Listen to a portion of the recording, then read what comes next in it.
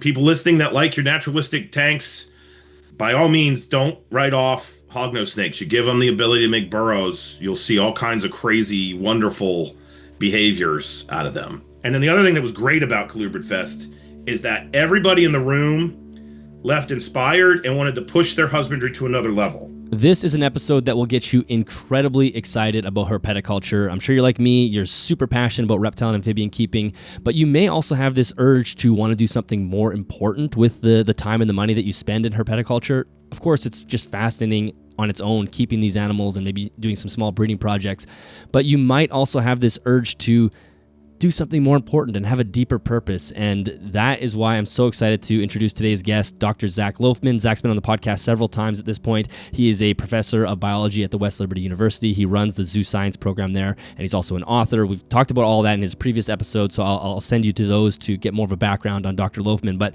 in this episode, we discuss, I really do think Zac is almost the perfect, or the most, I guess I would define him as a gold standard herpeticulturalist. He's doing everything he can to combine both the private sector and the public sector, and he's allowing the private sector to flourish in a way, or at least for us to show how beneficial we can be to the private sector. So I'm not going to say too much more because we get really deep into it in this episode, but Zac walks us through Colubrid Fest and how that show that he and Clint have put on, Clint is his co-host on Colubrid and Colubroid Radio, how that show is really changing the way we think about conservation in the hobby and how we can have more of a importance in not only the animals that are in our captive care, but also the animals that are in the wild, and how we can extract more data to make us better caregivers. And, this incredible sort of ecology, this cycle, ecosystem cycle that Zac has created that's allowed us to thrive while simultaneously allowing the conservation efforts to thrive. It's amazing. So I'm going to just jump into this episode. Enjoy the podcast. I can't wait to share it with you, and I will talk to you afterwards. Did you know that in a couple of years, ZooMed Laboratories will have been an active business for 50 years in the reptile and exotic pet keeping community? That is incredible. The only way a small family-run business can actually last that long is if they're doing something right. That's why it's absolutely no surprise to me that ZooMed is offering a bunch of free resources for you and me to help us be better keepers. Later on in this episode, I'm going to tell you everything you need to know about ZooMed's university, as well as the ZooMed Education Center on their website. All right, well, Dr. Loughman, welcome back to the podcast. Thank you for doing this. Oh, thank you, man. Happy to be back. Yeah. I think this is my third time on. Third time on. Time flies. Like I have your book sitting behind me, and it was just, I can't believe it's 2 years ago that we did that conversation. It's just, it's crazy.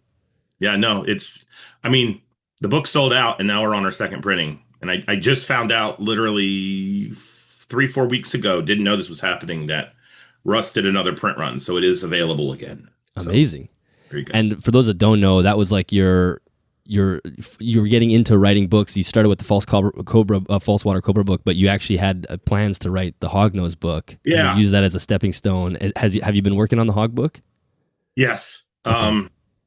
I gave myself a deadline of the writing part will be done by the end of 2025. Well, no, 2026. Sorry. That book it's funny because the false water cobra book focused on like Xenodontine, the subfamily in South America that we all keep, the ones we keep, sorry. So it's so many more snakes, but there's so little known about those snakes that it's actually was more manageable to wrangle what was written about those guys than it is the 4 currently recognized species of heterodon. So trying to get all of that, plus with my insane work schedule and responsibilities, I spent a lot of time this summer just figuring out how to get this done, and I think I finally have a plan, and it's working. So writing is happening as we speak. Cool. So maybe like 2027 we can look forward to that one. It will be 2027. It has to be. So okay. Cool. But yeah, no, that'll be when it is coming out. Awesome. And I have a co-author now, John Rice at Fathom Hogs. That's his company. Oh, cool. I can't do the morphs. Not being a morph person, writing a book on hognose snakes was probably a dumb idea to think that I could master that insanity. So we had John on our show, Colubrid and Colubrid Radio, and there was a lot of chemistry between him and I. And I thought, this could possibly work. And then he's only an hour and a half from me, which kind of sealed the deal. So that's John's perfect. tackling the morphs. I'm doing husbandry, natural history, ecology, and taxonomy. So, So you got the easy part. yeah, Yeah. yeah. So, hence Actually, I would say it 2027. is easy compared to the stuff that John does. I mean, I the morphs, I will say they level me as a taxonomist because my job in the crayfish world, I describe new species. So I'm supposed to be able to look at something and be like, this is what makes you different from that. And with the morphs, I can see they're different. I just can't tell anybody why. Right. And he's just hones right in on those subtle little differences, and it's really kind of impressive to me.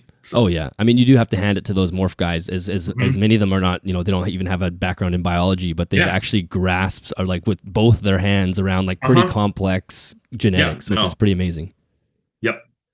What about yourself as far as your own personal collection? You got some enclosures behind you. Are you working on anything new, or is it kind of the same sort of stuff? Um, I am I am undergoing my second revision of the collection. That's the nice way of saying I did what we always talk about you shouldn't do, which is, I blew the collection up and then I kind of retracted it down to what I wanted. And then with the podcast is dangerous because you Hmm. bring on all these guests that are every bit as passionate as I am about false water cobras with their animals. And so then, I expanded out again, but now I feel like I really know what I want and what I like and the level of keeping I want to be at. And so I'm retracting it down, and now basically I'm bringing on some Pitchaophis, bull snakes. I love bull snakes. They were actually the second snake I ever owned was a bull snake. I bought it in a Wheeling, West Virginia pet shop for $25 and became completely enamored with that species from that particular animal. But at my house, I was having a hard time keeping them here because my home is like a neotropical forest. The background humidity level in this house is insane. I don't know why. But and they're kind of an open air prairie type species. So I had a couple bulls here and they just didn't thrive. I could tell like the airflow was an issue. So I put a lot of time into figuring out airflow and got it so that they're doing well. And so I'm basically getting rid of some of my king snakes that I had, and replacing. I gave myself this rule: I get rid of 4 king snakes, I can get 1 bull snake Hmm. to basically reduce this down. And it's working very well because I learned what kings I like because I really got into locality kings, which we'll talk about probably later. But I realized that I like the East Coast locality kings. I'm not really a West Coast locality king person. So the California kings and the mountain king snakes and all those guys, great if you like them. I just really am a big fan of Getula, the Easterns and Floridas. So keeping those. But yeah, no, it's just kind of this revision down, and I'm pretty sure I'm going to stick with what I have. And then obviously hognose snakes. I have a boatload of those guys. Yeah. I have every species that you can keep, um, and they're going to be here forever. I love those little guys. Yeah. Like Yeah. So keeping them in a naturalistic way. That's what I'm doing. So yeah, but what's weird is I've just kind of gone back to basics, with the exception of the false water cobras. It's just all North American stuff, and I love it to death. yeah, So it's funny how you go through these like ebbs and uh-huh, flows, and it's so important to actually give yourself, like, even though the 4-to-1 rule is like totally random, it's nice to like give yeah, yourself these rules to follow, or uh-huh, else you just get kind of crazy. yeah. No, it ballooned up and it was fine, but then my research, which I guess we'll skip into that on the zoo side of things, or university side of things, I've been like keeping at arm's length, having a full blown herpetology lab. As a professor, I'm at a school that's wonderful where they stay out of your way. And I'm not at a published parish university, so I don't have to bring in big grants and I don't have to publish papers. I just have to make sure it's sustainable. Mm. And what I ended up doing is I was doing like the background herpetoculture stuff all the time and putting out those papers on the zoo side front. But my heart is ecology. Like I am absolutely unequivocally a field person. And I kept having these field projects being presented to me and dangled. And I was like, no, I'm a crayfish biologist. I'm not going to do that. And then finally, this opportunity arose in Iowa, which we'll talk about with Conservation Corps. And it was literally a Western hognose snake population in southeast Iowa that was already being studied. The people that are studying it are fantastic. get along with them great. And they just see a lot of Western hogs, plains hogs, Nascus, whatever you want to call them.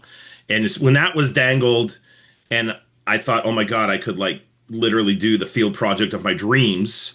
Um, I basically said, screw it, you're a herpetologist now. And so now I have a herpetology lab. And there's one, two, three, four, five grad students in the lab right now. And we're doing turtle work and snake work. And we are doing work where we study them from an ecological perspective. But as a herpetoculturalist now, I know the stuff that is important to us to get from the field. Mhm. And so the Zoosci angle, because it's based in our Zoosci graduate program, is like we're literally gathering the husbandry parameters from the field for Western hogs and then bringing them back and then testing them with captive animals to see like what depth of substrate do they really need? Mhm. What thermal husbandry approach is the best for a Western hog? And we have this neat experimental cohort, which is the stuff in the collection, versus the control cohort, which is the animals literally out in the field. And so it's pretty wonderful. I'm not gonna lie. This is like if you could have told 19-year-old Zac that this is what he was going to be doing in his mid 40s, I would have probably passed out with joy because I Yeah. am thrilled to death. The only problem is I just can't get to Iowa as much as I want.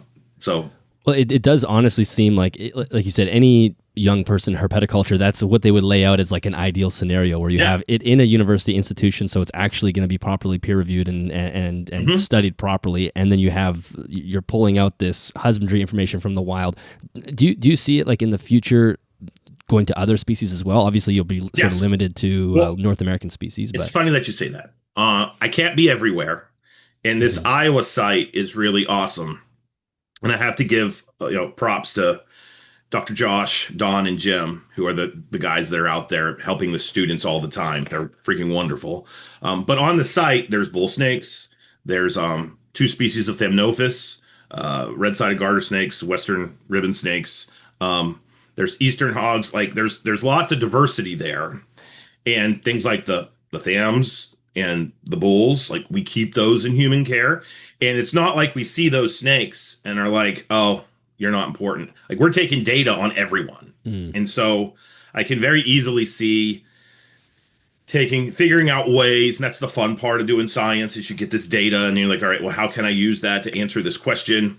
But I can see applying it to matricid husbandry in the future, and I can definitely see it applying it to the bull snake husbandry. Like one of the things I was doing when I was upgrading the enclosures here to try to get it so that I have enough ventilation is I was taking a bunch of temperature data whenever we would find a bull, um, talking to them while I was out there, looking at the habitat they're in, and I realized like bull snakes spend a tremendous amount of time a foot underground. Like they don't like the hogs go deep. The bulls they find a gopher burrow or something. And they just go down underground.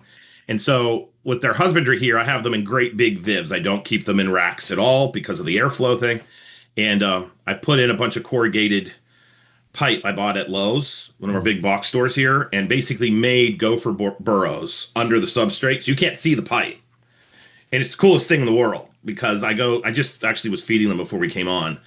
And in the morning, they will rest with the first like half of their first 18 inches of their body just laying out of these fake burrows. And that's what they do at the Iowa site. Like we've Mm. seen them doing that. And I saw them doing that in Colorado. So, but I think that's also one of the things like that microclimate that's in that tube is very similar to what I saw when I took my parameters out in Iowa. And I think that's part of the reason why I can keep the damn things now. So, Yes. but that's a key element to the field work in my herp lab is that we're not just ecology for the sake of ecology. This has the foundation of it is herpetoculture. So we're pulling the data back, and basically I told everybody in the lab, like, we're a V or a Y. So the middle part of the two branches is reptile and amphibian study, and we're doing herpetoculture, herpetology, but they join at that midpoint. And Yeah. so, but yeah, no, it's no longer like dabbling. It's It's full full blown, on. Yeah. full Yeah. steam. Yeah, I There was got no there somebody was no else. avoiding that. Yeah, somebody's doing. We put out that paper out of the lab where we my grad student pay. They created a recipe with the Oregon Center for Indigo Conservation to make a sausage that had the nutritional profile of a snake, Mhm. because they're Ophiophagus snakes. And we put that paper out, and that formed a really good relationship with OCIC. So I'm sending my grad student Bjorn. We're actually People say Drymarkin have a fast metabolism, and they do. I'm not saying that they don't, but if you go to the peer-reviewed lit, nobody has ever actually tested their metabolic rate compared to other snakes to confirm that they have a fast metabolic rate. And so Bjorn, for his thesis, we're shipping him down there. He's going to be testing a bunch of indigos with this new apparatus we bought that nobody knows how to use, but we're still figuring that out. And we're going to be using it with the false water cobras and the pitchophis and the corns and kings, like just to kind of get some baseline metabolic rates to see for colubrids, like what constitutes fast.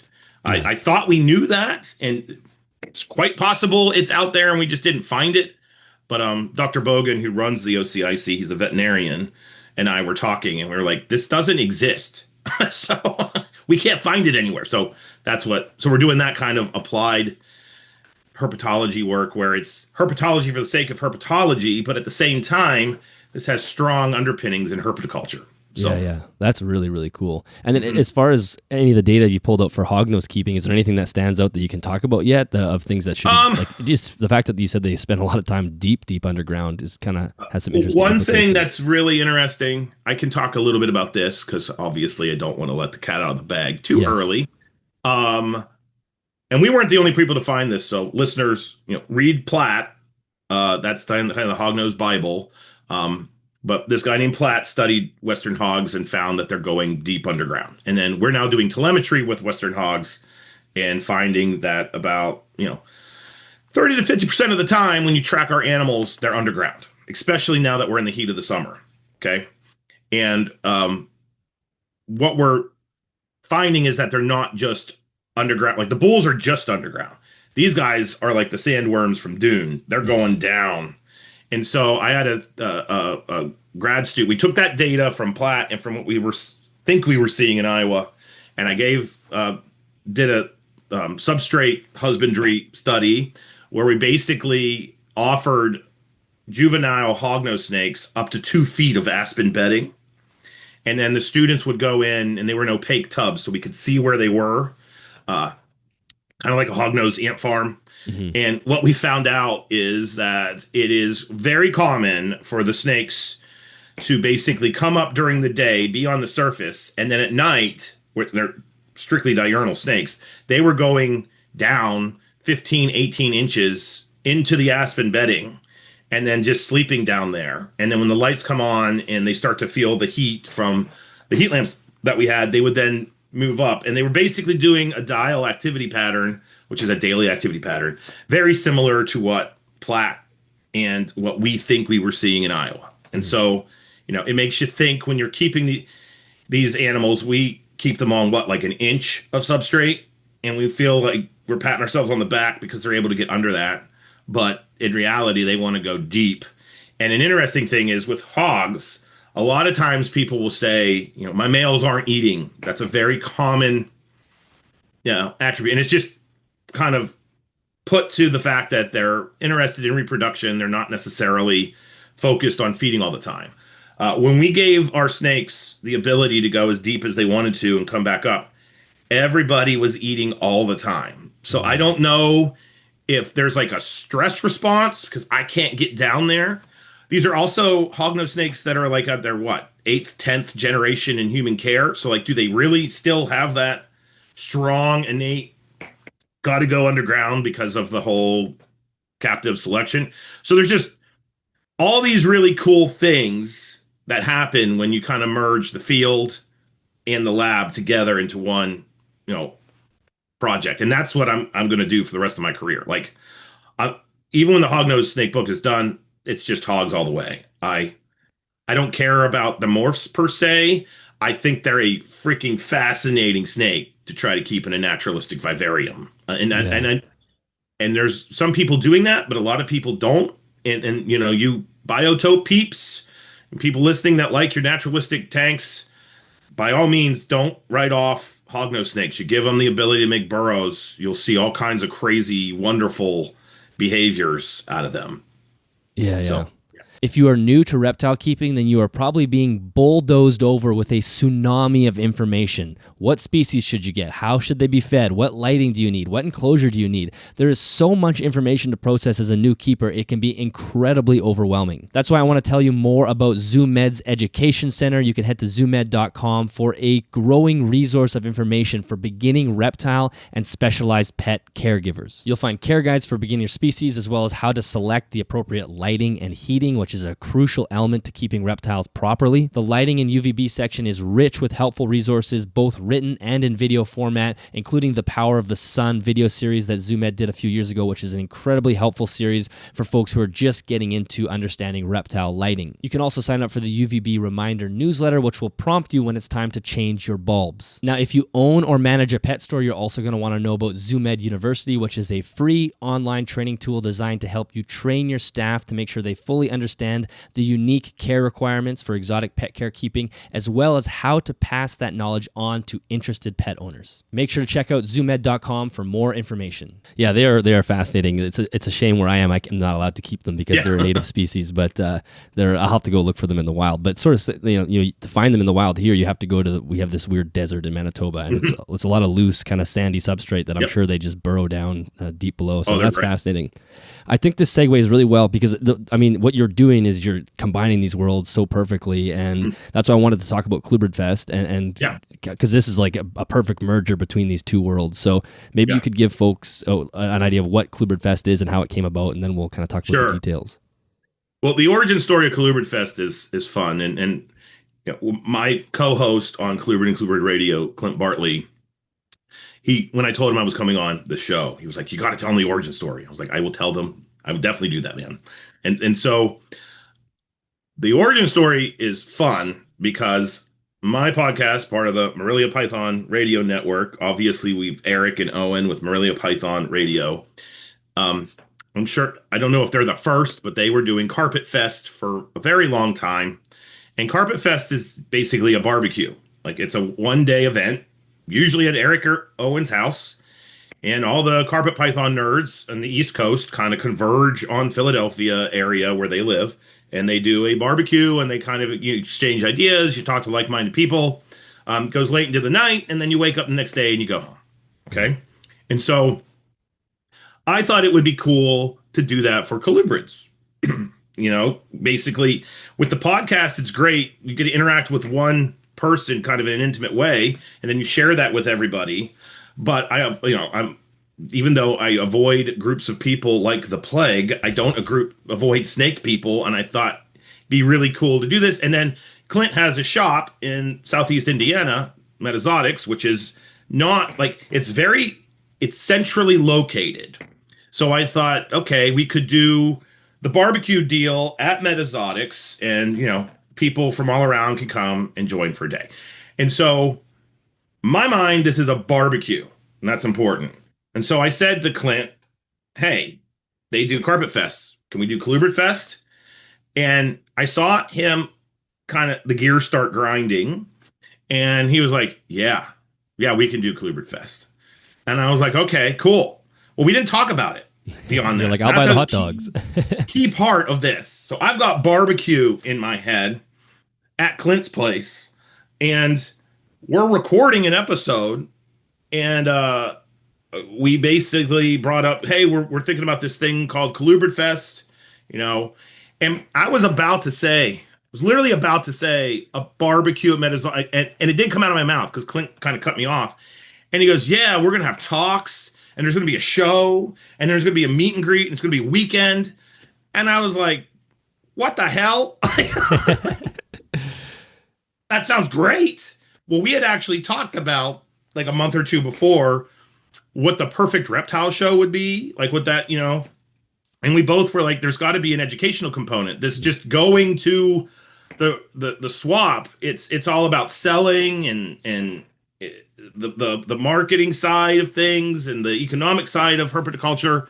And occasionally you'll get, like, Tinley one year had the Gecko Symposium right before Tinley.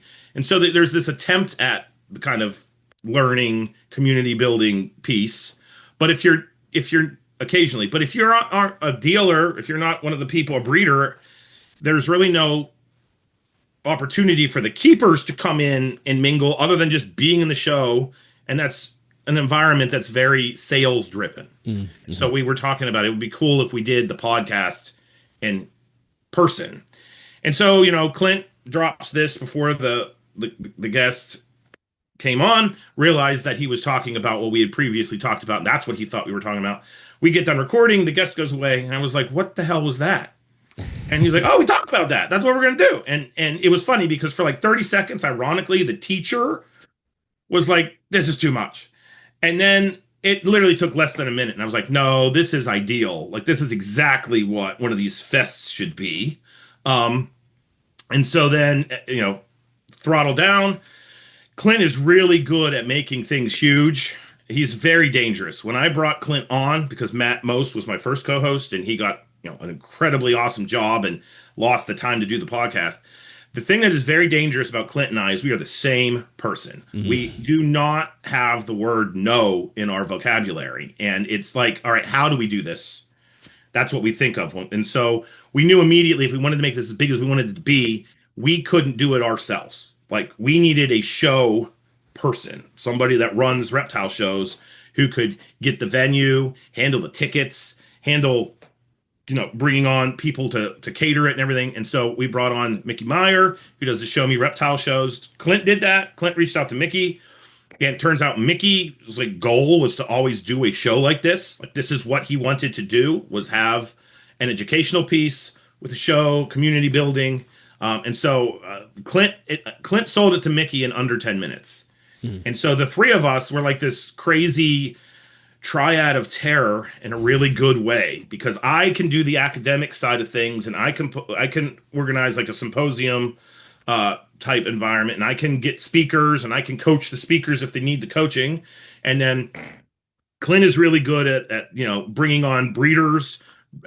Basically, he's a extrovert, so he's good at talking to people, basically selling the event. And then Mickey can do what Clint and I do, but at the same time, he's got the connections to get the venue, to get the hotel, to get, all that. And it's also working on Colubrid Fest is the most cathartic thing I do in my life professionally, because I am in academia. And when we say, I want to move that desk, I've got to get this form filled out, which then has to be put over to the safety guy who's got to come and inspect the desk, who then has to tell the maintenance guys, all right, go move the desk because you're certified by, our insurance. And it's not, I can't just go move a desk. Yeah. So with this, they're like, all right, well, we're going to get a venue. That's at 9:00 in the morning. 11, venue's gotten. Like, that just doesn't happen in my world. Yes. So no, it's been absolutely wonderful. And I had our first one last year in Indianapolis, and I've done a lot of things with my career. I've done a lot of things professionally. I've done a lot of things, academically. And there's been a few of them that when that was over, I had this buzzing feeling like that was special. Like we hit something. We had the secret sauce.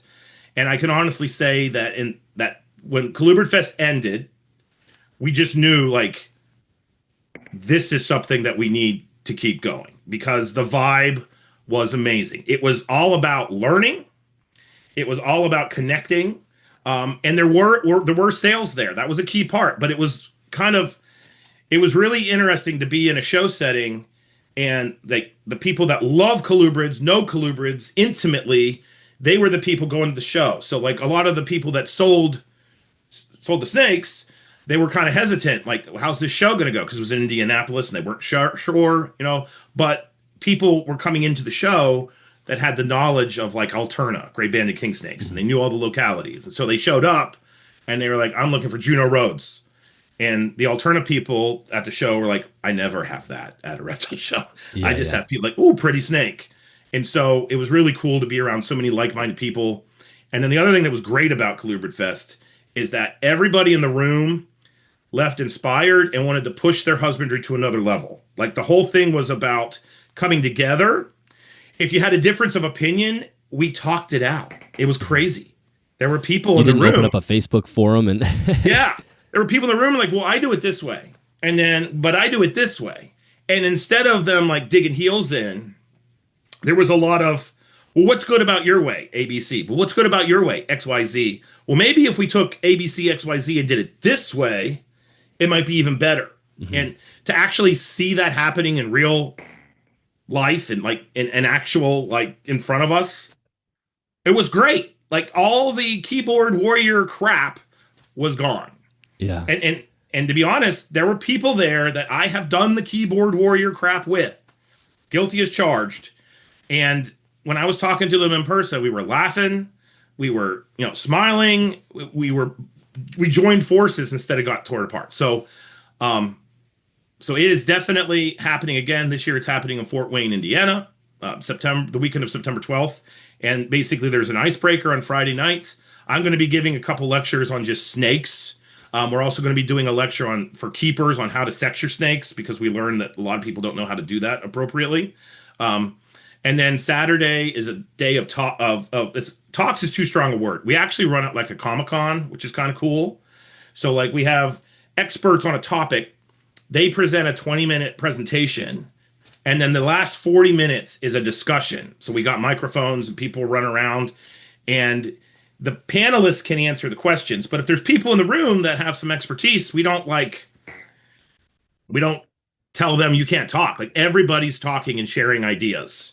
And and so that's Saturday. And then there's an auction. We're giving out awards this year. Reptile Report used to give out awards. We really feel like we should honor the people that are doing things right. In a lot of ways, herpetoculture can be a little bit thankless. You achieve something and you get a pat on the back on a Facebook group. So, getting an award you can put up on the wall that just reminds you you're doing good. We thought that would be important. So we've got that. Those are up. There's nominations all over the Show Me Reptile Facebook page and the Colubrid and Colubrid Radio Facebook page. But we're giving awards for like best Lamprey breeder, best rat snake breeder, most innovative colubrid keeper. So there's keepers in there too. You don't just have to be a breeder to get acknowledged. And then on Sunday, it's the show. And this show is very dangerous to someone like me, because last year we had a couple, people come from across the country, but the buzz got out, and we have Nelson, who's one of the best bull snake breeders, Pitchophis breeders in the country. He's coming in from Colorado. Black Pearl, who does the dry market from California, they're coming in to Fort Wayne. We've got the Zirkles there. So like big names, reputable, good breeders are going to be at the show. And it's right in the middle of the country, Fort Wayne, Indiana. We moved it to Fort Wayne. A lot of people are like, Fort Wayne, Indiana? So Fort Wayne is cheap. That's why we put it in Fort Wayne, Indiana. There's nothing wrong with the middle of the country. Yeah, no. Well, we put it in Indianapolis and it wasn't cheap. And so, we just realized there's a regional airport. You can fly into Fort Wayne. But yeah, no, the hotel rooms are reasonable. The ticket price for the event is very reasonable.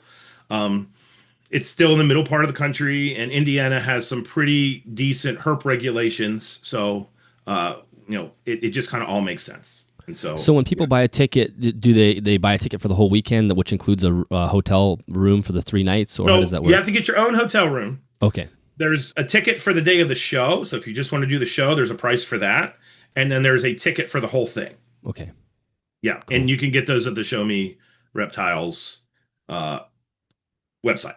If you are a regular listener to the podcast and you want to help support the production of the show, make sure you head to patreon.com/animalsathome. For as little as $3 per month, you can help me pay for the service fees that go along with editing and producing the show. And for as little as $5 a month, you have early access to the episodes. Thank you very much for your support.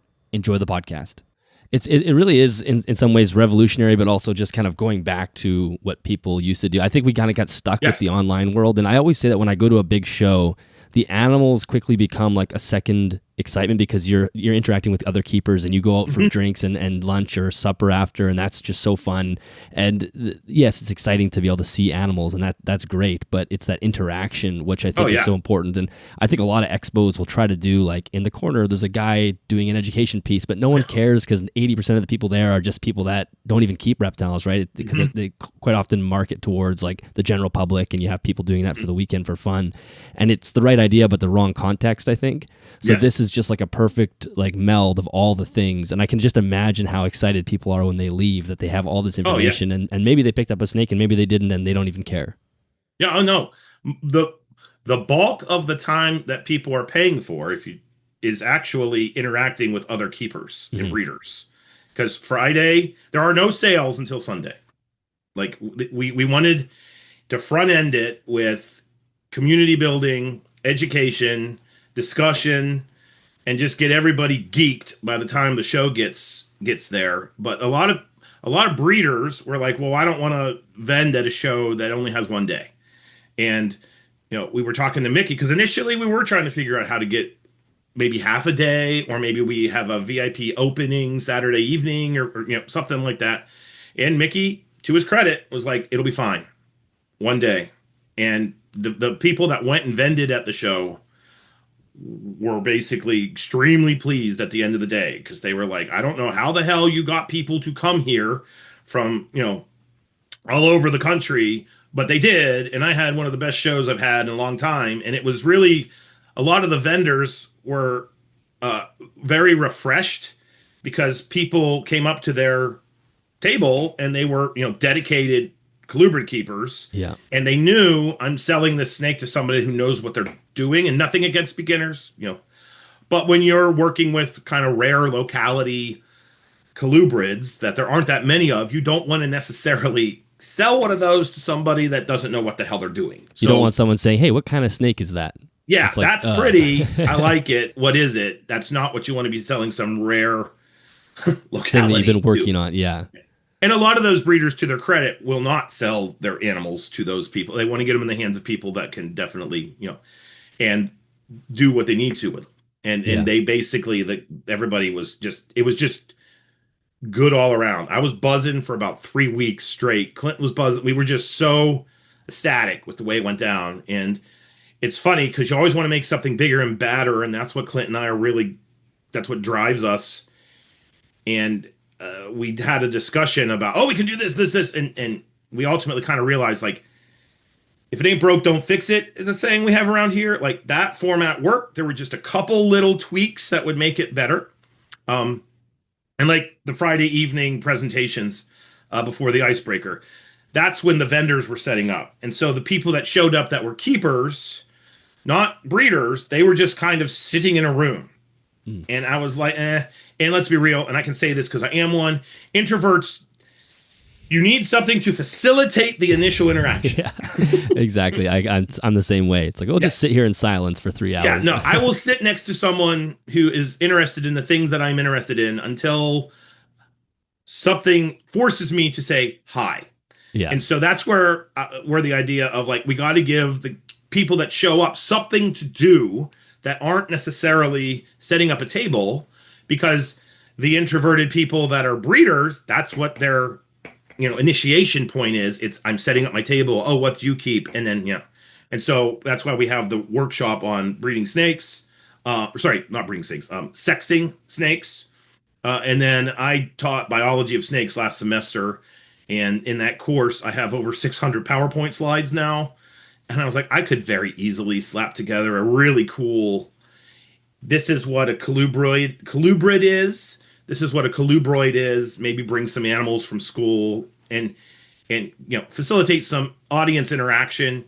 And then that will then go right into the icebreaker. So, that's really the only thing that's changed. We're keeping everything else the same. Yeah. Okay. That's amazing. And I don't know if we said it or if it's worth it, it's probably obvious, but the show itself is just colubrids. That's another unique thing about this. It's not it's not just a normal show. It is just colubrids and colubrids. Yes. There's no lizards. There's no turtles. There's no ball pythons. There's no pythons or boas at all. It is only colubrids and colubroids. That is it. And that was another thing that a lot of people were like, are you insane? like you've got to have the crested geckos to bring people through the door. Well, we proved that you don't. Mm-hmm. It was more about quality over quantity with the gate. Like, I'm not going to, it would be disingenuous for me to say there were thousands of people at the show last year.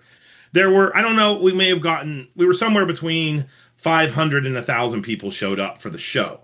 But those people that showed up because this wasn't mass marketed, because this wasn't up on billboards, because it was to a very dedicated population of people, they came in, they knew what they were looking for, and when they found it, they also knew these are really good breeders if they're willing to take a chance on this show. Mhm. And so it ended up working out all around.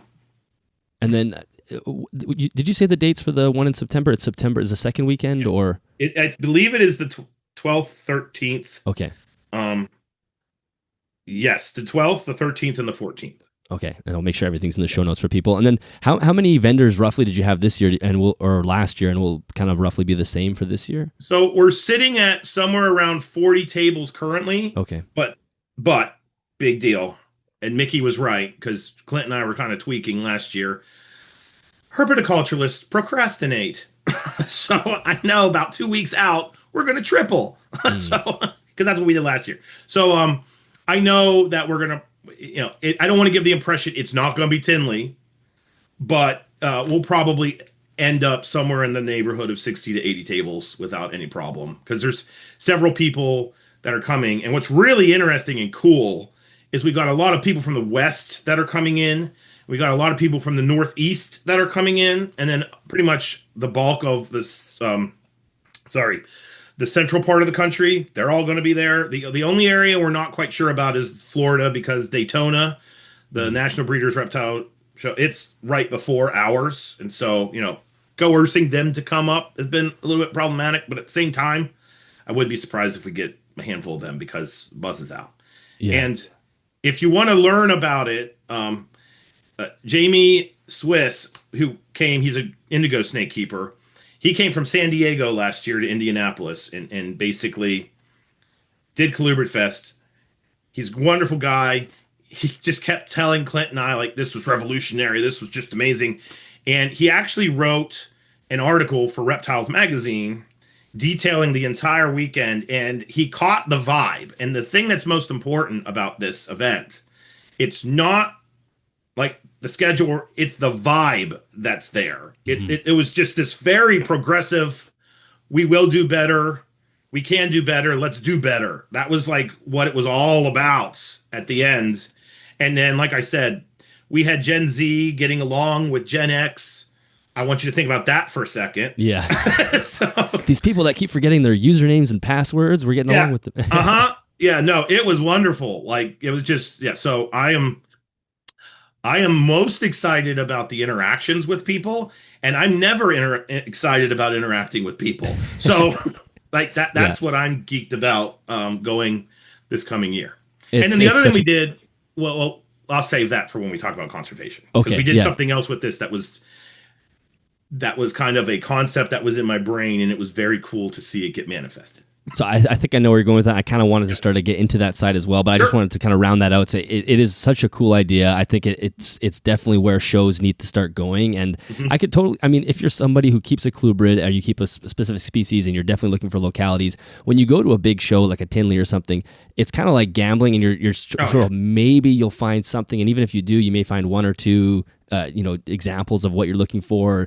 At least in this scenario, you're going to have a bunch to choose from, and you can talk to the person who's actually just as passionate about as you. And the fact that people are leaving that with like an air of wanting to improve is which is kind of the opposite. Sometimes a show will you'll leave with a bunch of tubs of deli cups of animals, and you don't have the mindset of, I'm going to just set these guys up in the best way possible. You're just excited that you got new animals, which is fun too, but it's not the same impact as I'm going to be better here.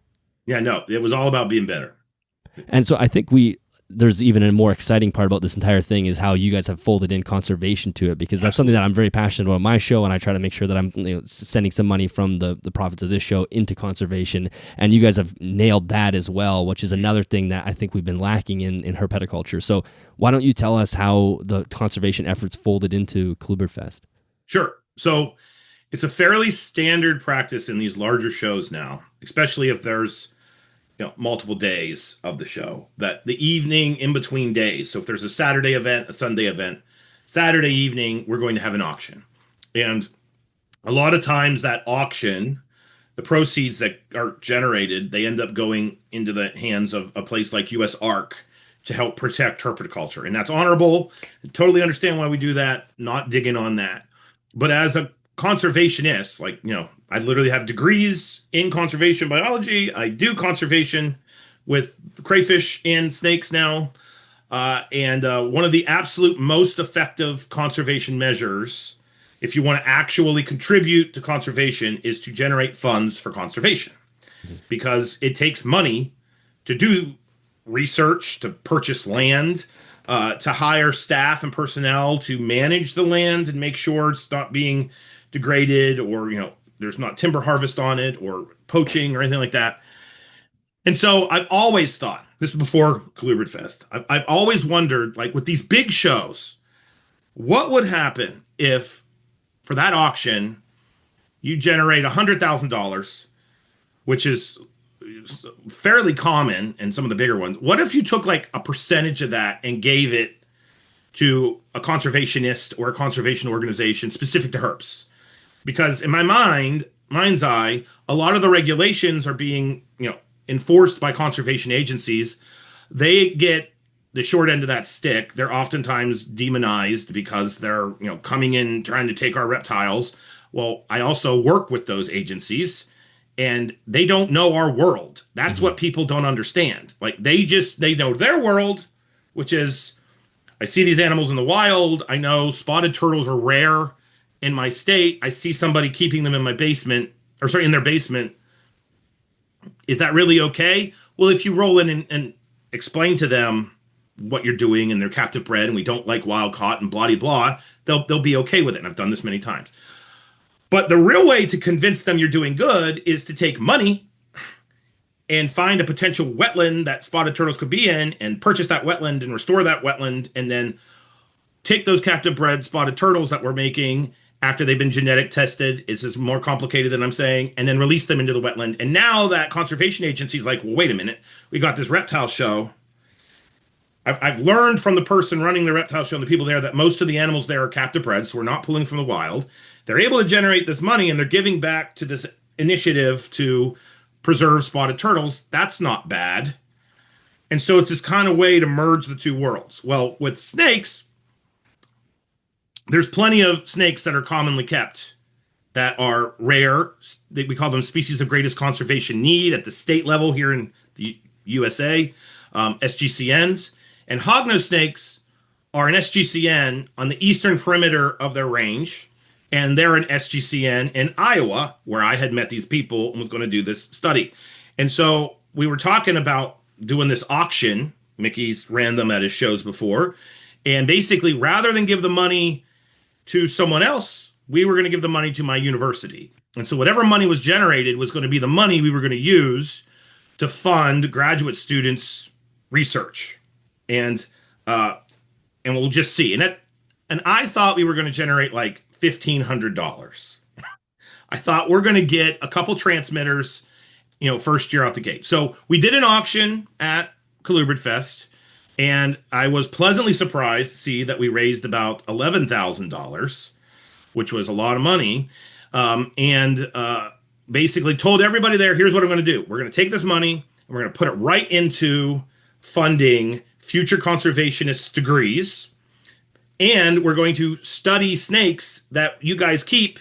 We're going to conserve them in the wild. And then we're going to get this information we can give back to the herpetocultural community. Mm-hmm. And so that $11,000 plus a small grant I wrote, plus some of the ZooSci fees that we generate. All of that is what I've used to fund the work that we're doing out in Iowa. And so that's paying for the housing because I've got to keep students from West Virginia out in Iowa. That's actually the most expensive thing this year, but we got that figured out for next year. I was able to buy 15 radio transmitters with that money for the hognose snake study. I was able to buy this thing called a receiver. When you see people on National Geographic Discovery Channel holding that antenna up in the air and they got the little box dangling below their neck, that's the receiver. Also bought the antenna, bought 800 pit tags. And wow. So like we literally took the money from this auction and put it straight into creating future conservationists, the graduate students, and funding the science that we're then going to pull back into herpetoculture and make our keeping better. And at the same time, we're able to generate this nice data set to hand over to Iowa DNR and be like, okay, here's the biology of these species that need conservation. Here's conservation recommendations we're making to manage these species. And it all came from the Colubrid Fest auction. And That's so amazing. that to me is like legit herpetoculture funding conservation.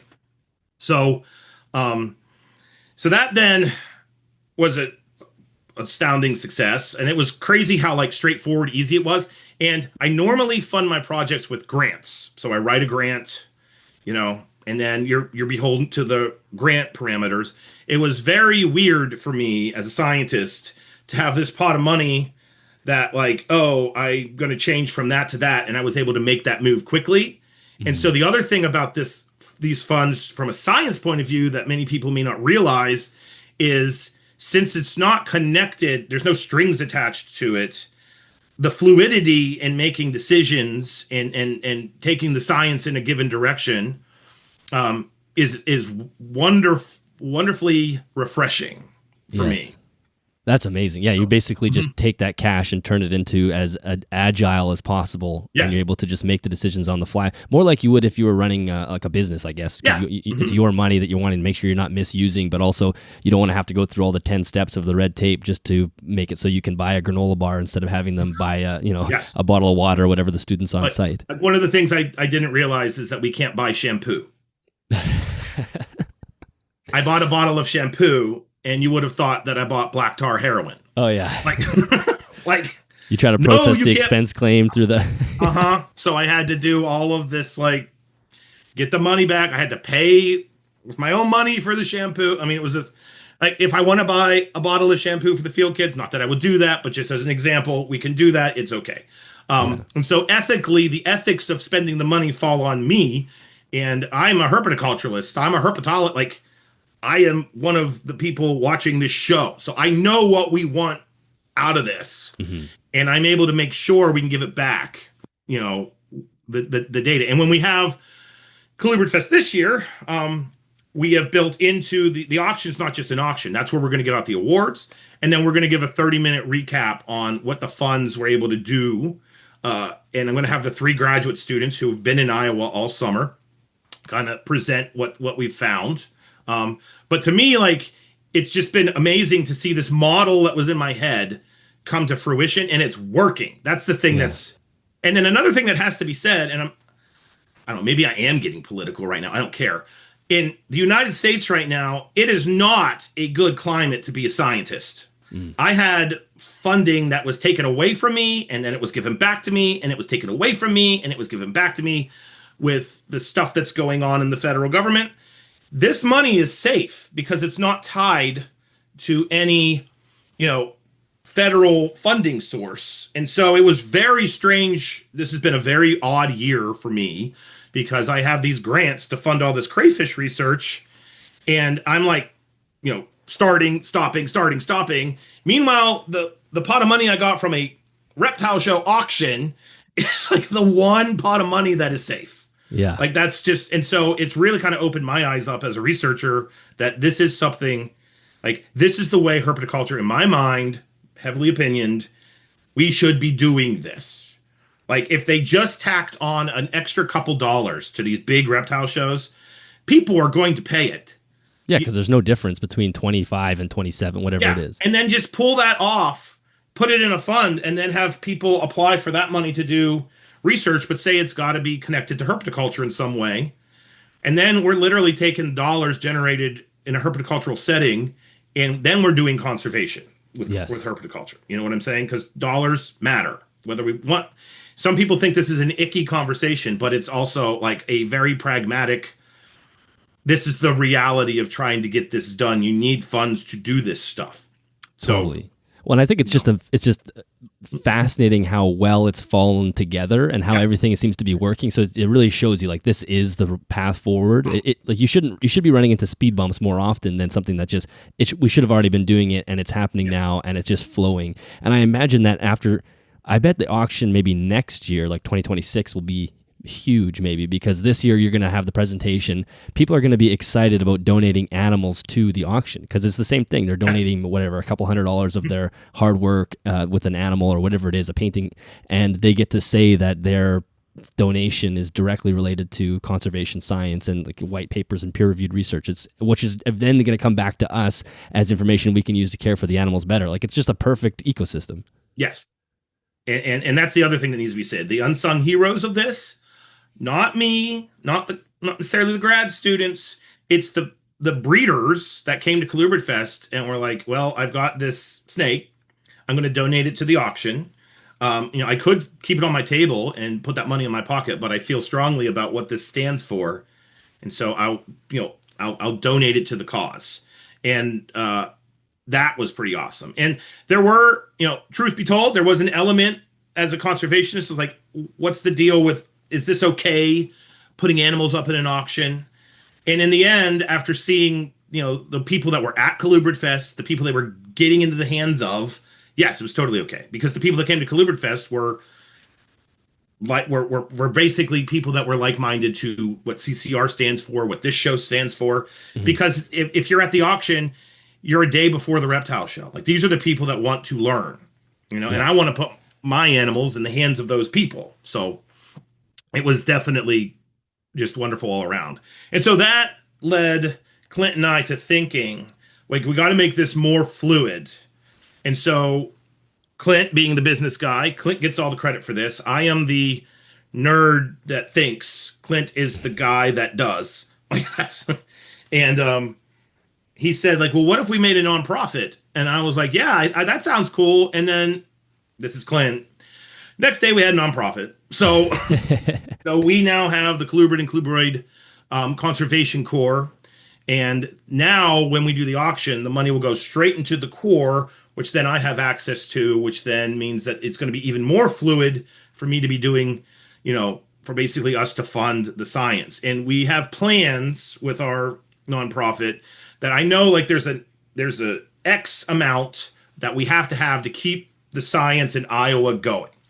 And so obviously that is the priority, because my goal is to do a long-term study at this site, basically be there hopefully for the next 10 years, get a really solid data set, and then be able to put out like basic as much data on hognose snake husbandry as we can. And hognose right now are leading the market in colubrid and colubroids. So like, we're literally providing data for the most kept colubrid or colubroid. I can't call them colubrids because they're not. Sorry, nerd. Mm-hmm. So anyway, read the book. Yeah. But once we get past that threshold, we now have the ability to either fund future projects out of my lab or to create our own little small grant program so that we can basically advertise to other students across the country and the world and basically, fund their research so long as they're studying natural history, ecology of snakes, our snakes, colubrids and colubroids, that then feeds back to herpetoculture. You have to be able to feed the science back to the keeping element because we want to up level. And so, shameful plug, you can donate to that, and I'll give you the URL so you can put it in the show notes. But if that's something you want to get behind, by all means, please, because I can guarantee you we will absolutely put your funds towards this effort. And I feel like this is if we can do this well, we can create a template that maybe we can sell to future Zacs, because in academia right now, I can tell you we're scrambling. A lot of people are trying to figure out, how am I going to keep my lab alive if NSF goes away, if Fish and Wildlife funding gets cut, if, there's this thing called the state wildlife grants in our budget right now that's been zeroed out. Every penny I've gotten for the crayfish research came from that. So herpetological research, this might be an actual need. Yes. You know what I'm saying? And it's a great way for herpetoculture to give back to herpetology. Totally. I mean, I was exactly going to say that, like, how well could this model be replicated in another basically domain? I think probably fairly easily. And I think that I always feel like as reptile keepers, we've been kind of behind the ethical front in some ways, because we kind of got down the wrong track for a while, especially going super heavy into morphs and maybe this more kind of consumer mindset with the animals themselves. And it feels like we're about to do like a quantum leap above everybody else. If this becomes the norm, Yes. suddenly we're going to be seen as the gold standard animal keepers because we're going to have all these receipts to show it and all these Mhm. actual animals in conservation. And that's just so amazing. I mean, I can't Yeah. tell you how excited I am about that concept. Do you think this would be easily, like if somebody wanted to do something similar with a different group of animals, like whatever, dart frogs or whatever it is this something that somebody could replicate? Yes. I believe there's some turtle efforts that are very similar to the, not quite exact, but similar. And there's the whole lost or visible arc concept, where conservation through commercialization. But that concept is very different than this concept. That concept basically says by selling these animals, we create an economic justification for their existence. Therefore, people will then go into the field to conserve them because they represent money. This is not that. This Hmm. is basically we are breeding and producing animals. We want to give back, so we will take the animals that we produce, take a small portion of them, of the funds generated from them, and then fund the science for the sake of the science because it's the right thing to do. Yes. That's the difference in the two mindsets and concepts. And I feel like this is pretty cool. I know that I cannot. Sorry to the effort, but I know there's an effort right now where there's dart frogs being bred in one of the South American countries, and then Colombia. basically, yeah, Colombia, and then they're being sold, and then the funding's going back to fund their conservation. This is similar to that. Like basically, um, it's not necessarily that the frogs represent money. That's why we conserve them. It's that we can use the frogs to generate money to conserve them. Yes. Um, Yeah, it sounds similar when you kind of say it, but really there's a big difference between. It's almost scary by saying we're going to make the monetary value of the specific animal so high that the wild animals are suddenly going to seem valuable. It's like, well, yeah, you may have it, just made something really valuable that now anybody can go and pick up with their hands. as a conservationist, I have to admit that that doesn't sit well with me. We should do Yeah. this because it's the right thing to do. Like Mhm. that's why it should be done. Like it's So do just you want to quickly just run through like the difference with how you see preservation versus conservation? Because yes, I think I think people use the word conservation like willy-nilly. They have it, like I always say, they use conservation as a bumper sticker for their car because they own 5 geckos. And it's like, well, let's slow down and let's see what this means. yeah. So I've thought about this more. It's not healthy how much I've thought about this. I've obsessed over this idea of we're doing conservation because we're breeding snakes. I do, and I'm not. This may come off as it's not meant to be snarky at all. It's just a thought exercise. That's all it is. And in science, you have to understand definitions. You have to have a control. You have to have a baseline. You have to have experimentals. And those baselines, in these kind of theoretical, hierarchical, conceptual ideas are definitions and actions, right? And so for when you're conserving something, you're basically, and this is the Zac Loughman definition of conservation, but you're making it so that that organism can persist in the landscape over time where it lives naturally. Like that's what the goal of conservation is to keep the organism alive on the landscape. Sometimes the landscape gets so trashed that you can't do that anymore. And so you can end up with something, the concept of functional extinction, where you don't have the animal on the landscape anymore reproducing, naturally. And so we had to bring those animals into human care and breed them off-site, basically create something like an ARC population. And then the idea is that we keep them here breeding, and then we're restoring the habitat. But the ultimate goal of conservation is to get the habitat restored and to get the animals back out on the landscape.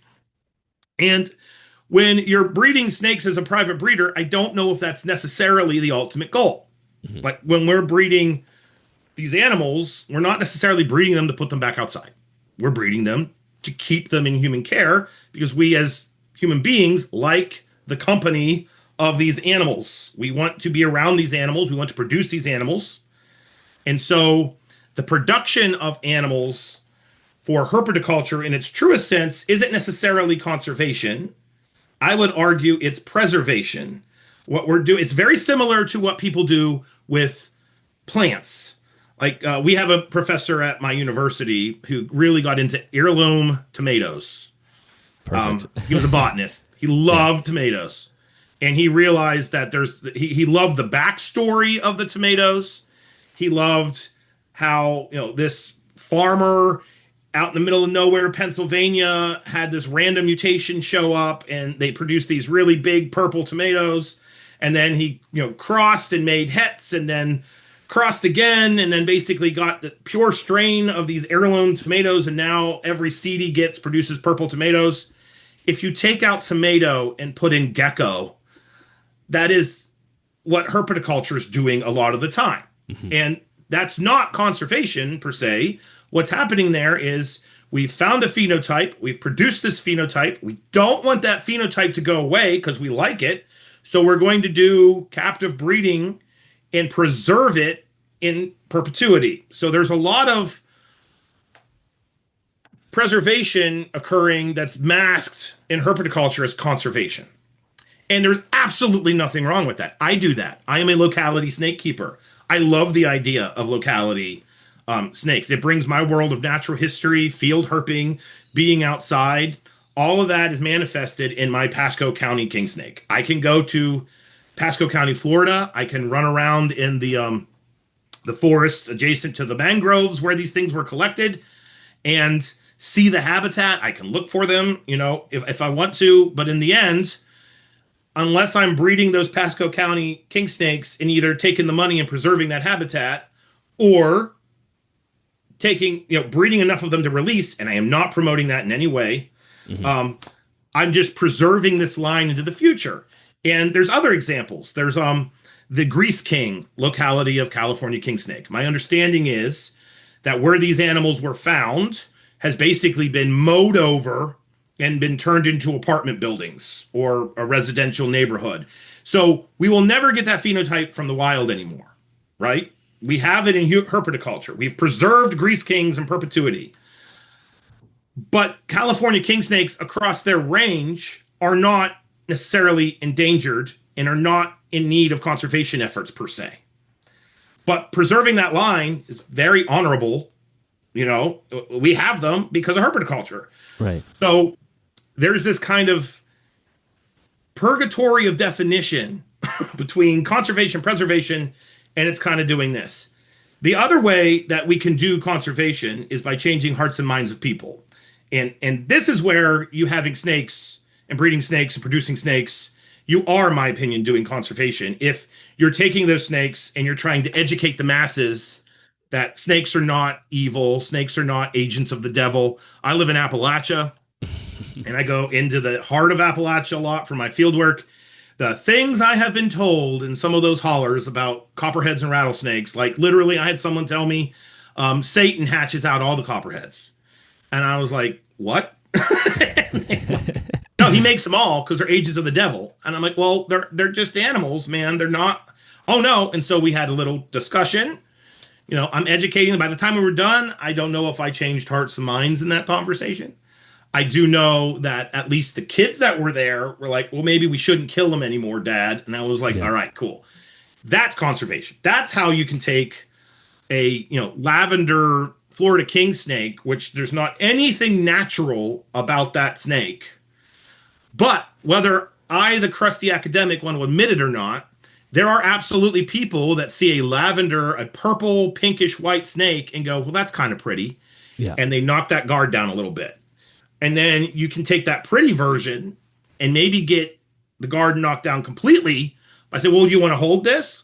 No, we'll just touch it. And then they touch it. Well, now you want to hold it? And once they get that snake in their hand, they're cool. If they were looking at a derpy Canefield Florida King, which is like coffee brown and yellow and a little bit intimidating, to be honest with you, that initial interaction may not have happened to the point of them saying, well, that's kind of pretty. They might have basically, so morphs can be used for things like conservation, but we got to use them for education. We can't, that's where they absolutely serve a purpose. And I will fully admit, when I do educational things with the university, we have a lavender corn, and people respond to that lavender corn more than any snake we bring. We have all these really badass native forms and the freaking lavender corn is the one that everybody wants to touch. Yeah, So, it's a gateway. mhm. But yeah, no, but with preservation, you're preserving something in perpetuity, but that doesn't necessarily constitute conservation. So Yeah.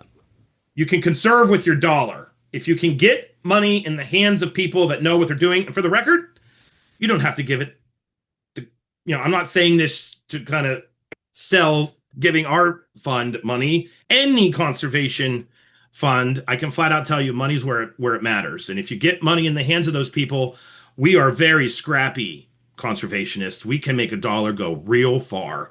Those Yeah. kids in Iowa have eaten a tremendous amount of spaghetti. Like that's Yeah. the food. It's spaghetti on Monday, it's spaghetti on Tuesday, it's spaghetti on Thursday because I can feed 12 people on $6. But they're So excited to be there, and that's the yeah, sacrifice that they're yeah, 100% exactly. willing to make. Yeah. No, but if you give money to like something like what I'm doing, we're also creating conservationists, and that's the Yes. other thing. Anything that takes young people or people that have chosen a different career in their life doesn't matter. But if they need to learn the discipline of conservation, and we can help fund that effort, you are literally creating the next soldier in the army of conservation, and you Yeah. can't get any better than that. So I really feel like there's a monetary element to conservation, but it shouldn't necessarily be making the animals worth money. Therefore, we should conserve them. It could also be funding the efforts to make the next generation of conservationists, funding the efforts to protect the land, and then getting out there and just educating people. And that's one of the reasons why I do a podcast, Yeah. because I was like, I teach every day, but I teach the same 24 kids over and over and over again. And I thought maybe we could, expand it. And that's where, to give you some props, your show does an awful lot of good too, because you may not know it, but you're doing conservation by getting people to think. And you also do what we're talking about. You give some of your Patreon funds to conservation Yeah, organizations. yeah, thank you. And that's what I tell people. Like, go if you're keeping an animal, figure out you should know where they're from in the world, and then go find a conservation effort that's protecting that part of the land. I mean, because of the animals that we keep, almost guaranteed there's going to be some deforestation or some sort of Oh yeah. industry that's like destroying the land, and you'll be able to find a company or an organization that's protecting it, and you can give some of that money to help them out. And it's like you said, it has that ripple effect. You get some people, a group of conservationists, they go talk to people, and it just continues to grow. And also, the one other valuable point that you didn't mention there is the data that we extract from the field directly comes back into our hands. I mean, Yes. how does it get better than that? No, yeah, and that's the piece where it gets a little tricky, because there's been this, there's bad actors in herpetoculture. We have to admit that. Yes. There's no way that we can say that doesn't exist. Um, a lot of the conservation side kind of look at herpetoculture with this kind of quizzical, what are your intentions really? Yes. I And as they should. and I think they should. Like, I Yeah. know people get really upset with that, but they should because in a lot of ways herpetoculture has made it socially acceptable to breed and accept that these animals were smuggled in, but that was like 25 years ago. Mhm. So we're cool now, and I can flat out tell you, no, I don't think we're cool now. I mean, we can accept it, but that doesn't mean that we say it's okay. Yeah.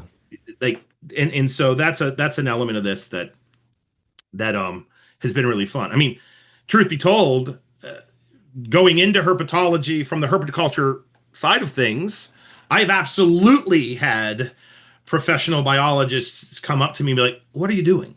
I'm like, "What are you talking about? Like, aren't you kind of working for the other side here?" I love when that conversation happens. I sit back and do my Mr. Doc Burns fingers. I'm like, here we go. And Yeah. now I get to basically represent the good side of herpetoculture and be like, well, don't paint us with a broad brush. There's a lot of us that are doing good. And then I just start unloading all of those examples. And I have definitely converted quite a few people. And now I knew I was doing something okay. I knew I was doing something well when I had a person, a biologist that was like not even willing to talk to me because of what I represented. And now they're like, hey, there's this funding opportunity. We should go for it. Mhm. And, That's and really I'm like, cool. okay, we're changing hearts and minds here. Yeah. Um, yeah, but we're not going to change hearts and minds if we don't own our shaded past. Yeah, exactly. And just like still like you see shady business practices Yes. and you're like, Uh-huh. are you serious? Like why are we doing this? But the more of this type of thing that happens, it'll just grow and these are the headline Yes. stories rather than those like whatever Mhm. Samson's like that type of stuff. And then I like an ultimate goal for you guys would be to actually be able to purchase land, I think, right? Yes. Walk me through that because it sounds more simple than it probably is. Yeah. So one of the things that well, Clint leading this, I'm right there with him, is that we kind of came to the realization of like it would be really cool if we could purchase land. And when it comes to purchasing land in a conservation framework, it's not the simple action of buying land. It's where the land is and what the land is doing. That Mhm. is what matters most when it comes to purchasing land. We don't want to have Zach and Clint Snake Preserve. You know what I mean? Like Yeah, yeah. that'd be cool, but it'd be much cooler to buy a plot of land or a small chunk of land that then might connect to bigger pieces of land. And we call those small chunks of land a corridor. Mhm. And so corridors are where it's at. And that's kind of what I was thinking. So there's the Louisiana pine snakes, Pichophis ruthveni. There's several wildlife management areas in Louisiana and East Texas where there's repatriation efforts going on. And, if we ever were to get enough funding to maybe buy a 50-acre plot of land that makes either one of those bigger, and by making it bigger, gets a population, we call them metapopulations, by the way, gets a metapopulation a little bit closer to another metapopulation, which then facilitates this corridor piece. Um, that's something that would be really cool. And then just adding on, but the land we want to purchase, it's not like I said, it's got to be associated with a colubrid or a colubroid conservation effort. And animals that come to mind for me are things like copperbelly water snakes in Northeast Ohio, the Louisiana pine snakes. We just had Phil Peak on our show. Phil is an amateur herpetologist for the state of Kentucky that is doing herpetology at the level of every professional herpetologist I know. And he is one of the people that rediscovered pine snakes in central Kentucky, and they're called interior pines. There's some genetic evidence that they might be different, may not be, but phenotypically they look completely different than the coastal plain northern pine snakes that we see. That's one that's kind of near and dear to my heart. I keep those things, Mm. and when we were talking to Phil after the show, he was like, well, there's a couple areas where if we know they're at and we'd love to be able to get some land there. And Clint and I were like all over that. Um, but purchasing land is not easy because there's the legality of purchasing the land. There's the who owns the land. Is There's it the who mostly owns the private land. people Yeah. who private owners? Yeah, okay. Yeah. Um, there's always extra fees. So that's kind of the long-term goal of the Conservation Corps. Right now, the primary goal is to fund this research, to fund these young people, to put out herpetologists that were funded by herpetoculture. I just absolutely love that story. Mhm. Because those people may be the people that get the job at the state level that then when regulations come up, they're like, wait a second, Totally.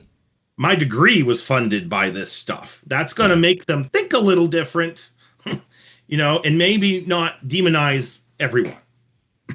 Yeah, So, totally.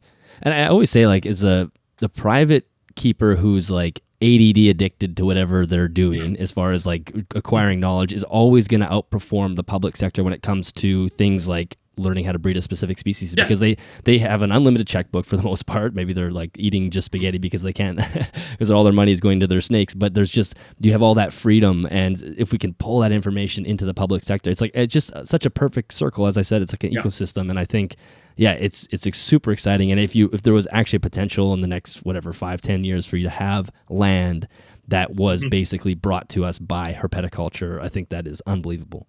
Yeah. And so that's the goal of Clint and I. And we put our nose down and grind out and get stuff done. So we'll see if we're able to achieve this. This is our lofty goal, if you will. Yeah. Yeah. Well, It's amazing. I mean, it's crazy the amount that you've actually been able to pull off in just in herpetoculture in general. I mean, starting with the zoo science and how that's morphed now into this Colubrid Fest. Is there anything else about those projects that you want to mention before we wrap up? I think it's just like you're becoming this like the spearhead in our hobby, and I think it's just phenomenal. I think one of the things I would like to talk about, if you don't mind, is what it takes to actually do a captive breeding release project. Sure, I would love that. Because I'm not doing this with crayfish. I'm not doing this with snakes yet. I am doing this with crayfish. Got a little bit ahead of myself. And I there's this idea oftentimes that we make the snakes, we get the land, we put them out. Yay. It is doing a captive propagation project the right way, the scientific way. That is not how it's done. There is so much that goes into this. So the first thing you have to do is you obviously have to identify your species that you're going to work with. So you've identified your species. Next thing you got to do is you got to get the stock that's going to represent your breeders, and the animals that are then going to produce the progeny we're going to put out on the landscape. And in private herpetoculture, we always talk about a pair. Mm-hmm. And when you get a pair, oftentimes they're brother and sister. Yeah. And when you're trying to establish a population on the landscape, heterogeneity is incredibly important. There's these things that happen where we call them founder events. That's basically where a chunk of habitat is founded by a given taxa, by the progenitor by the individuals that find the landscape and set up shop there, mm-hmm. right? And with founder events in nature, what happens is there's annual founder events. So basically through random chance, you have individuals kind of immigrating in all the time from different areas. And so there's this natural kind of input of heterogeneity. Now, that doesn't necessarily happen all the time. On an island, you can have a different type of situation where just everybody shows up at once.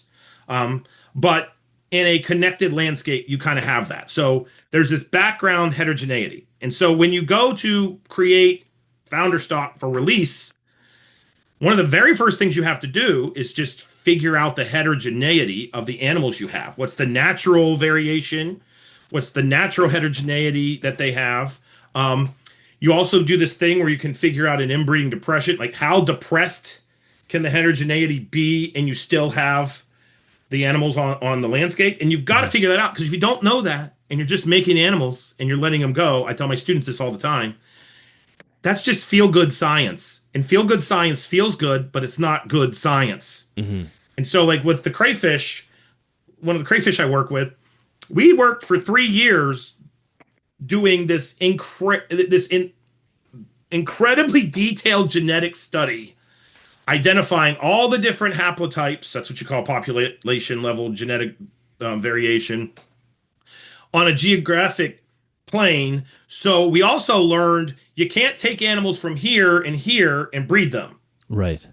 And that's another thing, is like understanding the genetics is important. And I'm all about getting stuff done quickly, but you got to do that ahead of time. And so if you're just breeding snakes and you're taking the same individuals from the same clutch and raising them up and dumping them out on the landscape, especially with with active colubrids, which there's probably a fair amount of gene integration because of the biology, you're putting them out there, but you're putting out genetically inferior animals because you're never going to get heterogeneity because everybody's a brother and sister. Yes. So understanding like that whole piece, that's part of a captive propagation project. And oftentimes you got to get that down before you even decide if this is worth doing, because sometimes you may not have enough heterogeneity, or you decide, well, we're going to be working with inbred animals here because that's just what we've got.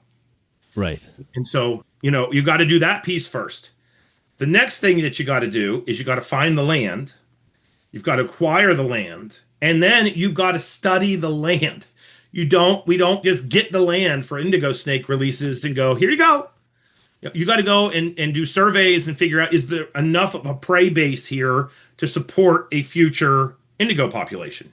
If they don't have food, they have nothing to eat, they're going to die. And so you then go out, you look for feeder snakes. In Georgia, I know they do a lot of they investigate the copperhead population. because we know that indigos eat a lot of copperheads. So you're out looking for copperheads to ultimately release indigo snakes. So you've got to do that element. And then you also obviously have to do habitat quality surveys and make sure this tract of land has what the animals need. You're not going to release indigos in Florida if you don't have a gopher snake population, or sorry, gopher tortoise population. Right.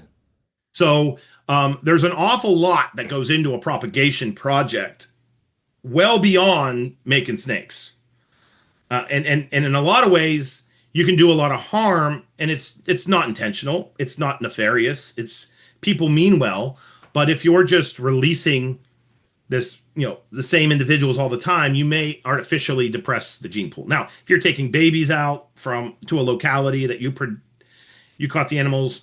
And the other thing that we have to understand is it's also illegal.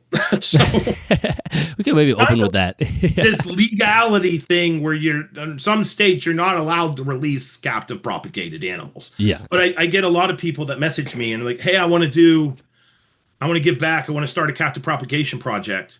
All of that stuff needs to be taken into consideration. Yeah, now, you're starting with the last step if you're starting with your snakes. If you're just making the animals. Yeah. But the other part of this is, I do think, now that I've said all the pieces, I do think that this is an arena of private herpetoculture that needs to be explored. I think it is possible if conservation agencies are befriended. I said befriended, not villainized. We talk to the right people, or you communicate with zoos that are communicating with the agency folks. If this is done properly through the right channels, bring in that bureaucracy I don't like, but is necessary. Yeah. It is possible to have the private sector contributing, but you got to be willing to play the game. We can't just get mad when people say, "Well, no." You got in. I tell a lot of people, when I hear no, I hear maybe. So Yeah. you don't just give up. Then you just kind of retool your approach, and then if you hear no again, give up. You know what I mean? But I do think that there's a way for us to do this. And I will flat out say on this show, recorded for all of time, the private sector is really good at producing animals. Yes. Yeah. Because it's passion driven. And there's something to be said about passion driven. What we're not the best at all the time, some people are, some people aren't, is taking notes, documenting what we're doing. Yeah, we're feel based. Yes, because when you do this kind of work, a lot of times the conservation agencies will vet your ability by, well, let me see the data you've collected. Because they're scientists and they want to see that there's data. And if you're like, well, I don't have any, I just know that I put the snakes together in November and I get eggs in March. So, level up a little bit, take some notes, and then reach out to people that are kind of the middle people. I happen to be one of those people. I was talking to a conservation agency last week about a propagation project that looks like it's going to take off. The same day, I was writing a letter of support for a private herpetoculturalist that was being, kind of attacked, in my opinion, by the local government. So you got to find the people that are kind of in that middle ground and maybe have them be your advocate, if you know what I'm saying. It's definitely an exciting prospect. And like you said, there's so many steps to do it first. But let's just say somebody went through all the steps and they were connected with the proper conservation organization and they were actually going to start to take the plunge into doing repopulating.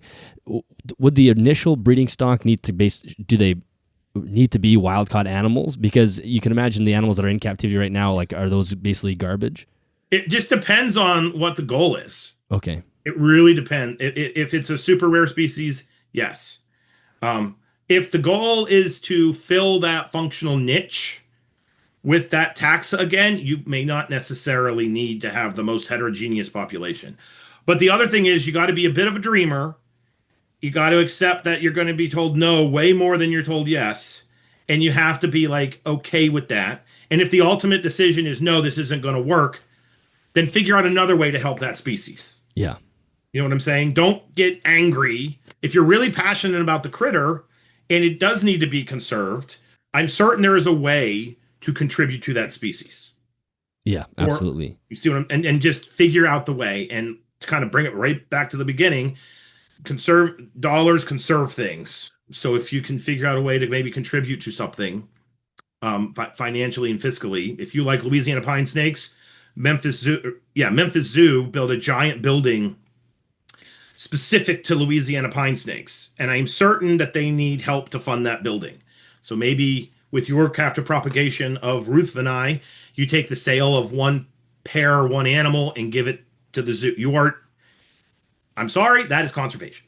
So Yes. you know what I'm saying, and then you can feel good. It doesn't give the same vibe as like producing the animals yourself, but if you want to conserve the snakes, that's the way you do it. So do it. You know, And who knows what that leads to? Maybe the one year you're just donating a pair, but next year they're coming back to you for more information. How are you pairing them? Whatever it is, there's so many different things that, just like you said, connecting us with the more professional organizations and doing the yeah, right thing it will snowball very fast. yeah, Well, I am very excited about this. I know listeners will be super excited about it as well. I think it's just like the perfect.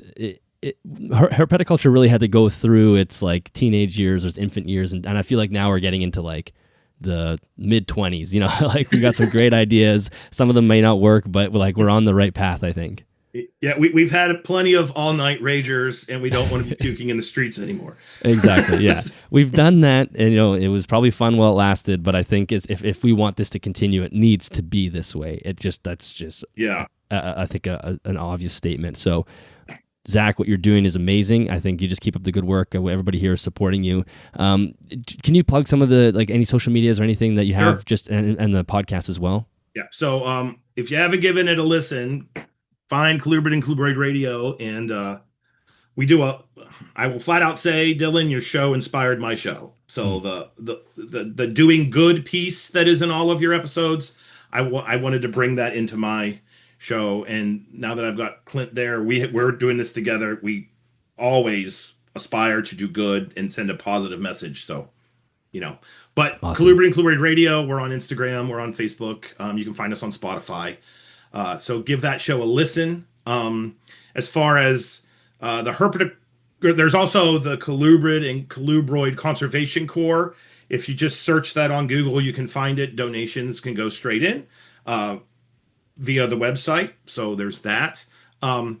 We just started a online presence for the Herp Lab at West Liberty. So if you want to see what the students are doing, you want to keep tabs with the research coming out of my lab, there's West Liberty Herpetology and Herpetoculture Lab. If you search that in Facebook or Instagram, they're linked. So, you can give that page a like, and you'll see all the work that my awesome the grad students that are out in Iowa right now are Tyler, Paige, and Alyssa. And I am blessed to have them. A lot of times as the field season goes on, people start to get beat down a little bit because it never stops. And I just am so eternally lucky. We're at the end of the field season, and these guys just still don't want to come home. So That's it doesn't amazing. get any better than that. So they've done wonderful work. And then Colubrid Fest. If you want to see what's going on with Colubrid Fest, please come. We put it in Indiana for a reason. It's centrally located. If this all this vibe, you want to experience it, show up. It's the weekend of the 12th, 13th, 14th of September in Fort Wayne, Indiana. The Facebook page for it is called the official Colubrid Fest page. And you can go there, and we put updates, and people that are going are making posts, and it's just a really cool little community. So there's that. And then if you want to follow me, Dr. Crawdad on Instagram, Zac Loughman on Facebook. And then obviously there's the opportunities for young people to do this and get a degree. So if you're looking for a place for your undergraduate education, or you're looking for a place that you want to do herpetocultural research, we have an online degree, so you don't even have to come to West Virginia. Look up, you can reach out to me through social media, or you can email me at zloughman@westliberty.edu. And I would love to talk to you. We've got people all over the country. I have a kid defending his thesis on Monday, and it was looking at alligator eggshell thickness, and he went to St. Augustine Alligator Farm to do that research. I mean, how cool is that? That's amazing. Yeah. You're literally tackling everything from like every possible front. It's awesome. I don't do things small. It drives my wife absolutely insane. Yeah. But yeah, no, I'm in this to win it, and I love being that middle person with all the, spokes coming out of the wheel for all the different populations. It's a lot of fun. Awesome. Well, Zac, until we do this again, maybe in a year's time, we'll definitely have to have you back on. I really appreciate you joining us, but mostly I appreciate what you're doing. I think it's just incredible. So thank you for sharing all that with us today, and we'll definitely have you back soon. Yeah, no, well, thank you for everything you do, Dylan, because you definitely represent the good side of herpetoculture. We need more people like you. So thanks for having me. All right, that is the end of that episode. Dr. Loughman, thank you so much for joining me again on the podcast and sharing all that information. And like I said through the end there, I'm just so thankful that we have someone in our community that's willing to go to the work. And I know it's not just you. You have Clint and you have other people who are around you who are really spearheading these efforts that are allowing us to combine this private sector and the public sector. And there are so many ethical keepers out there like myself and probably you who are listening to this podcast who have a passion for it, but also have this deep draw to want to do something more important, and sometimes we just don't exactly know how to do that or what to do, and hopefully this podcast is giving you some ideas. And if you are able to make it to Colubrid Fest, definitely go check it out, because I think that's the type of thing that's going to change our hobby. I think we're in this phase of a massive transition from what reptile keeping was to what it could be, and I'm so excited to be a part of that, and hopefully you are as well. So if you enjoyed the episode, make sure you share it on social media, Instagram or Facebook. That really does help us find new listeners. Thank you for listening. If you want to comment on YouTube or Spotify, that is great as well. You can support the show over at patreon.com/animalsathome, or you can pick yourself up a t-shirt or a sweater at animalsathome.ca/shop. And I think that is it for this episode, everybody. Thank you so much for tuning in this week, and I will catch you in the next episode.